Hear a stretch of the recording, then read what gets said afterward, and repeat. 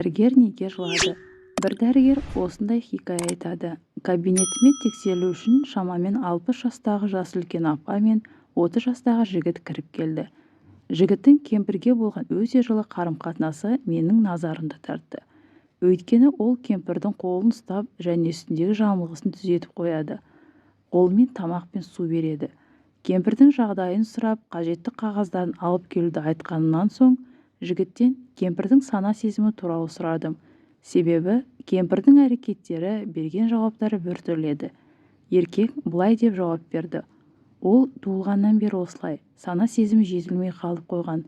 Мен болсам таңданып, оны кім бағады деп сұрадым. Жігіт, мен деді. Солай ма, оның киімдері мен денесін кім таза ұстайды дедім. Оны моншаға мен алып кіріп, киімдерін іліп қоямын. Сосын шомылып болғанша күтіп тұрамын. Кір киімдерін жуып беремін және қалаған киімдерін сатып әперемін деп жауап берді жігіт.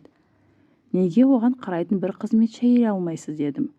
Ол, өйткені байғұс анам балаларға ұқсап арыз айтуды білмейді. Сол үшін қызметшінің анама зәбір көрсетіп көңілін ауыртуынан қорқамын деді. Сіз үйленгенсіз бе? Иә, әлхамдулилlah, перзенттерім де бар. Олай болса анаңызға жұбайыңыз қарайды екен ғой. Ол да қолынан келгенше қамқорлық танытады. Тамағын пісіріп ішкізіп жегізеді.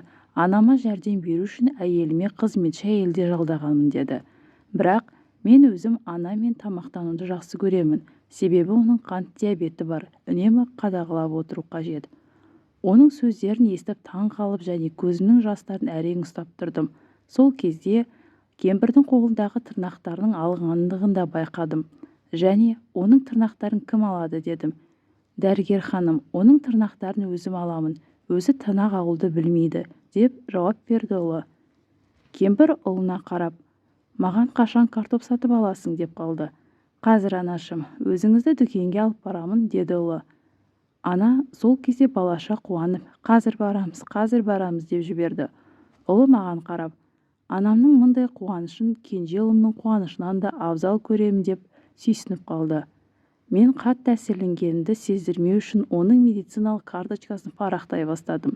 Сосын, оның сізден басқа жақыны бар ма деп сұрадым. Мен оның жалғыз ұлымын.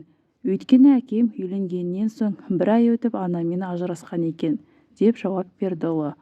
Олай болса, сізді әкеңіз тәрбиелеген болар, деп сұрадым.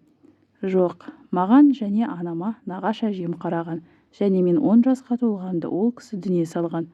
Алла оны рахмына алсын. Сіз ауырған кездеріңізде анаңыз қараған ба сонда?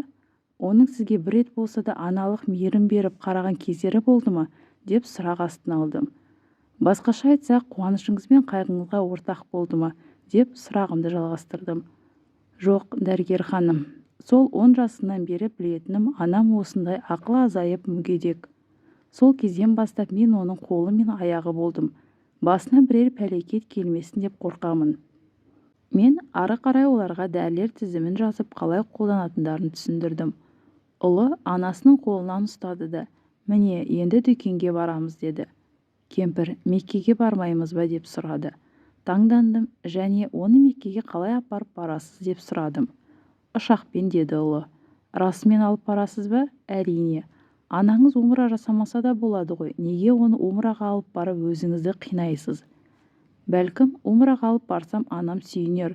Бұл мен үшін әлемдердің Раббысы болған Алланың құзырында жалғыз қалған умрамнан да сауаптырақ болмақ деп жауап қатты ұлы. Олар кабинетінен шығып кетті. Есікті жаптым да медбикеге алдыма ешкімді кіргізбеуін ескерттім. Ішінен келген көз жасын тия алмадым. Өзіме өзім бұлай деп сыбырладым.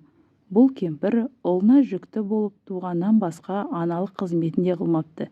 Не тәрбие бермеген, не түндері ұйқысыз бесік тербетпеген, қайғы мұңына да ортақ болмаған. Оның қамын ойлап келешегі үшін бас ауыртпаған. Бірақ ұлдағы мейірім мен қамқорлықты қара. Кәне, айтшы, ақыл-есі жайында болған аналарымызға мына жігіттің ақылы кемшіндеу анасына қылған жақсылығындай жақсылық қылуымыз ба? Аллам, ата-анамызға қамқор болуымыз үшін бізге жәрдем бере көр. Олар бізге сәби күнімізде қалай қамқор болған болса, сен де оларға қамқор бол. Ата-анаңыз бен бауырларыңызға жанашыр болыңыздар, достар. Құрметті оқырмандар, әр күн сайын арнамда жаңа оқиғалар болады. Лайк басып, пікір жазып, міндетті түрде тіркелуді ұмытпаңыздар.